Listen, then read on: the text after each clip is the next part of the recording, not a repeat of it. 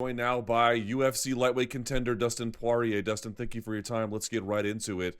You're going to be facing Max Holloway for an interim title. If I'd asked you this question, how do you feel about facing Max Holloway for an interim title a week ago, would you have thought I was a crazy person? Did you even know this was a possibility? No, this wasn't even like in the realm of when I was sitting back and getting frustrated and thinking about the fights that could be available and think about even thinking outside the box. You know, this was a fight I never put together. It really just came together out of nowhere, and here we are, man. Contract signed. It's happening April 13th. Let's talk about the fight. First of all, it's a rematch. It's a rematch with many years in between. Could you even watch the first fight for is it the first fight to me? I don't know how you feel, Dustin. It feels so different for not just you, but for him as well. You guys are completely different fighters at this point. Is it even worthwhile to go back and look at it? No, we're completely different fighters and completely different people. I mean, 7 years is a long time.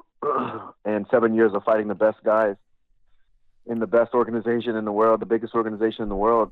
I mean, it hardens you. It makes you don't stay 7 years without evolving. It doesn't happen. You know, you get pushed out of the company if you don't. So we both grew. We both took losses and came back from them. We both made the adjustments, and here we are, 7 years later, man, fighting for the gold strap. Well, I'm sure you're appreciative of the opportunity, and I know you take Max seriously as an opponent. It is a little weird that they went with him versus Tony Ferguson. What do you make of him jumping up to the weight class? And here's why I bring it up. It's not like it's not a good fight. It's a phenomenal fight. It's just what happens if he wins. I just worry that there could be chaos across a couple of weight classes. What do you make of that? Yeah, lightweight is already mixed up so bad right now. So I don't know. You know, I've said it before. I'm not a matchmaker. I don't call the shots. I just prepare and fight the guys after I sign the contract. So I was getting frustrated with the whole situation at lightweight, and that's just what it is. I don't know what to say. I'm not a matchmaker. I don't know the logic behind the decisions they make, and but I'm happy with this one. The belt is an interim belt, but here's the question I'm going to ask. Are you happier with this fight, or are you happier with what would have been the Nate Diaz fight? I know it fell through, but what I'm saying is at this point in time, which one were you happier with? They're both huge fights, but for sure this fight here. I'm fighting to put that gold around my waist, man. It's going to be, a crucial part of my career, a crucial part of my legacy. And after I get that belt wrapped around my waist, April 13th, one more step to fight the current champ and make it real, be the undisputed world champion. That's the goal. When I set out to start fighting, that was the goal. The goal is never about money. Obviously motives change when you're 30 years old and you have a kid and stuff like that. Now I'm fighting for money and fighting for my family and fighting for a lot of other reasons. But when I set out to start fighting when I was 17 years old, it was to be a world champion. And back then there weren't a whole lot of organizations. And even still to this day, the most prestigious is the UFC, title. And in a lightweight division, arguably the toughest division in the sport, the most stacked division in the sport, to be the champion of that division is huge. And it's a goal. And I owe it to my family to make it happen. What's interesting is, let's get into the two of you. I'll ask you about him in a second, but let's talk about you first. You mentioned you guys fought 7 years ago, and it went your way pretty easily. Mounted triangle with an arm bar from there as well. It doesn't get a whole lot more dominant than that. How much do you think you've changed? I realize that the weight class is different from that fight to this one, but when you think about your technical evolution, what are the biggest areas of growth? My defensive fighting, my range, my fight IQ, my wrestling. I'm better everywhere. I mean, it's like I said, I'm a completely different person, man. 7 years of fighting the best guys, you sink or you swim. And I've been swimming, I've been swimming with the sharks for a while now. And him, obviously he's improved everywhere as well. But if you think about your biggest area of concentration, with him, it's what? I haven't started breaking down a lot of stuff yet, a lot of footage yet. I'm leaving that up to my coaches right now. I don't want to get, I just want to listen to them and work hard and stay focused. I will eventually study some tape and start to pay attention to small things. But right now, I'm not even worried about that. What is kind of interesting, though, is you got to put together a championship caliber camp on, would you call this short notice? What kind of notice would you call this, 7 weeks out? The crazy thing is I came to South Florida 7 weeks ago, and I just stayed here. I didn't go back home. I felt like something big was coming. I didn't know what was going to happen. I didn't know if the Nate fight was going to be rebooked. I didn't know if I was going to fight Tony. The suspensions weren't even handed down yet. I just came down here at the end of December because I felt like something big was coming, and I was correct. Here we are fighting for the belt. So I've been in the gym. I've been in American Top Team. I don't come out here and hang out. When I'm in South Florida, I'm training, resting, training. I'm working on my craft out here. Very tediously, man. That's what I come out here for. So I've been out here for 7 weeks training, got another 7 to go. It's perfect timing. This is perfect. That's interesting. So now you get to focus on the particular opportunity and the needs that are entailed. But what you're telling me is the past 7 weeks, you've been doing the kind of general training, just the kind of getting better training overall. Is that right? Exactly. I feel like when I'm in camp, you do get better in places, but you're focused on the task at hand. So now since I got the contract and it's signed and it's locked in, my task at hand is beating Max Holloway by any means necessary. And fighting for 25 minutes if I need to do that. And so I'm just focused on everything I need to do to win every round, to try to win every minute of every round, and prepare myself the best I can for April 13th. But before that, before I had a contract and a name, I'm doing jiu-jitsu, I'm kickboxing, I'm boxing, I'm having fun, trying new stuff, working on different things, just trying to evolve, trying to keep my game growing. I'm just being a student. I come out here and be a student. That's what I did. How do you feel physically? I know you had that hip issue, but you appear to have taken care of that. You tell me you're training, so it sounds like you're in great shape. But for the fans who are listening, how was that condition now, and what is your general level of not merely fitness but injury woe? I'm not injured. I have slight discomfort every now and then in my hips still, but nothing stopping me. I'm good to go. I'm as close as in this game, man. In fighting, I'm as close to 100% as you can get. Do you think down the road, and we're talking whenever you hang them up or whenever there's a break, do you think you'll have to get surgery on it? Yeah, I think eventually I'm gonna have to go in there and get it scoped out, just cleaned out. I have some bone shavings and stuff in there that and some other stuff going on inside my hip. I'm gonna have to get it cleaned out. I don't know when that's gonna be, but probably a few years. Now, when you had that protest on Twitter a few days ago, it's so funny that it happened, and then here we are today talking about your title fight. But let's go back to that moment. It sounded like you were at the end of your rope there. What had happened? The crazy thing is, so I had actually booked a flight home. I had actually booked a flight home for today. And obviously I changed my flights and stuff, but yeah, I was planning on going home. I was like, I'm just going to go back to, I've been out here 7 weeks, 8 weeks. Nothing's happening. There's no clarity in the division. And I was just going to go back home with my family for a little bit, but we got the call, perfect timing, dude. And here we are, man. Boy, that is funny. They got you right in the nick of time. I mean, I guess you would have turned around no matter what, I suppose, right? But the timing of that, for sure. Yeah, the timing that's kind of funny. Let me ask you a question, man, because we don't know what happens behind the scenes, and I know there's some stuff that just can't be divulged. But let me ask it this way: is taking to social media and voicing your concerns, is that an effective strategy? Because it feels like it is. It's a live billboard, I guess I can say, to the MMA community.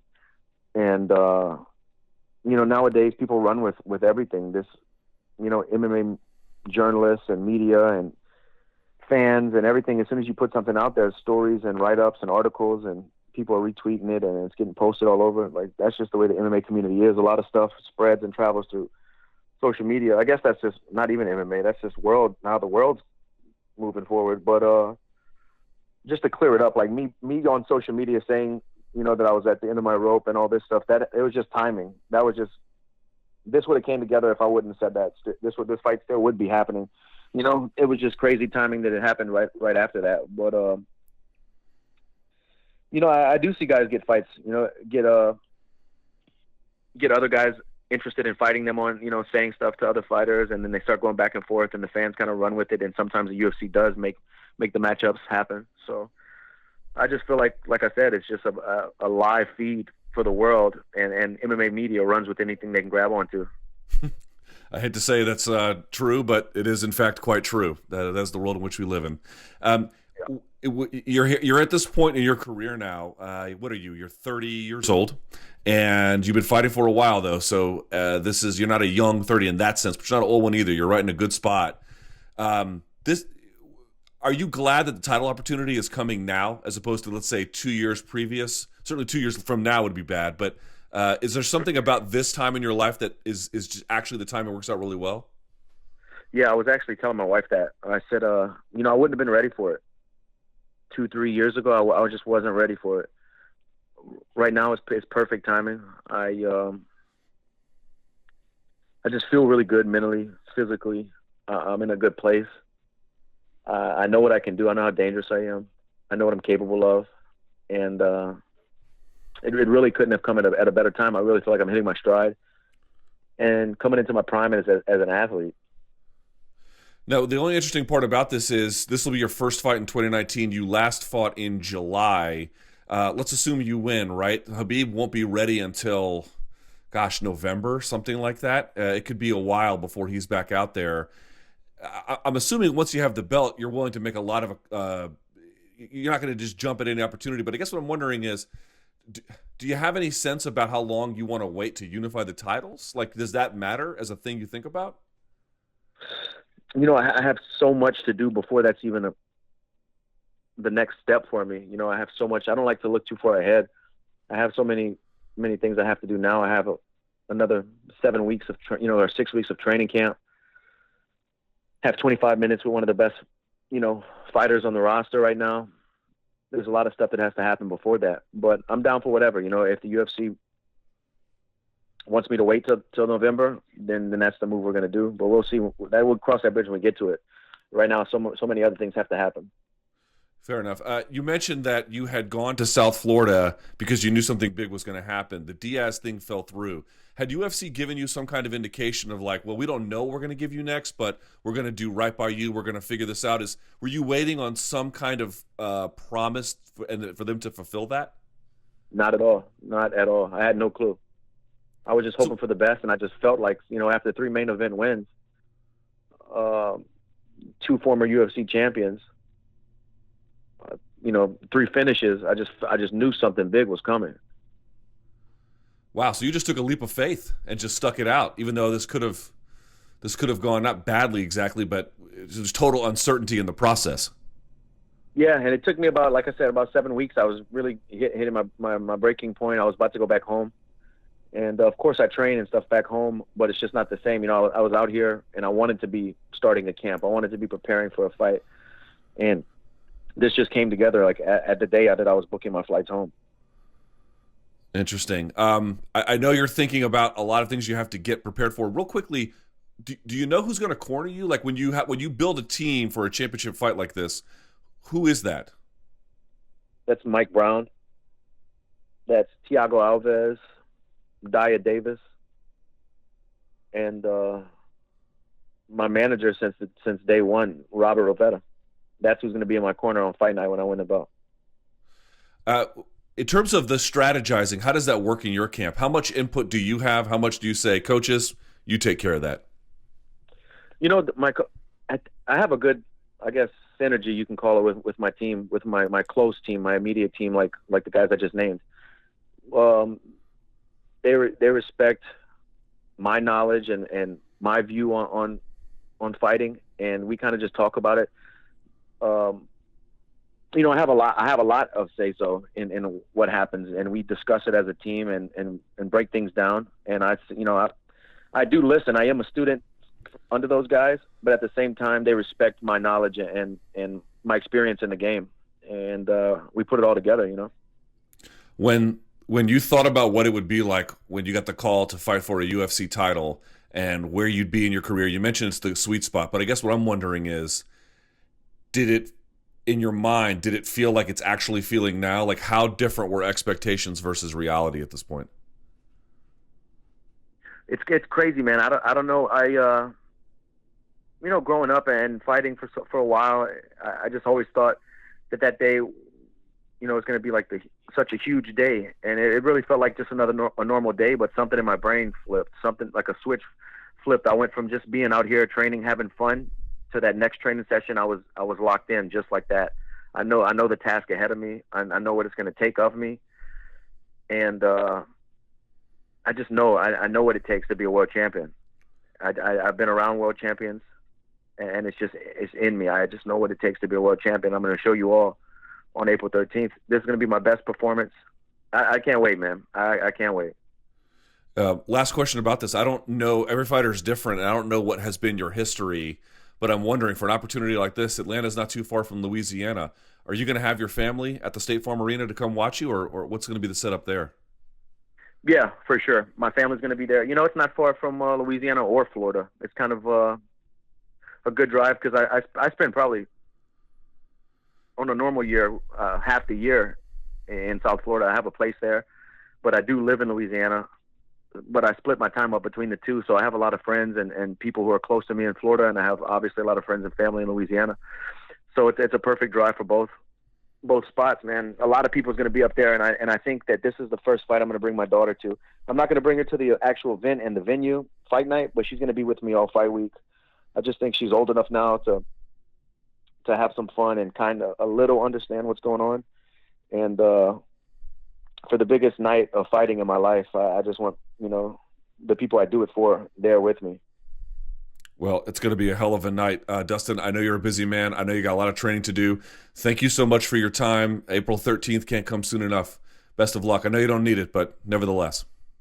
Thank you, man. I'm going to be the world champion this year. And I just want to let you know, I appreciate you, you know, just speaking the truth, really, saying all the good stuff, and giving me a push for where you think I stand in this division over the past few weeks. You know, you said some awesome things, and I really appreciate you, man.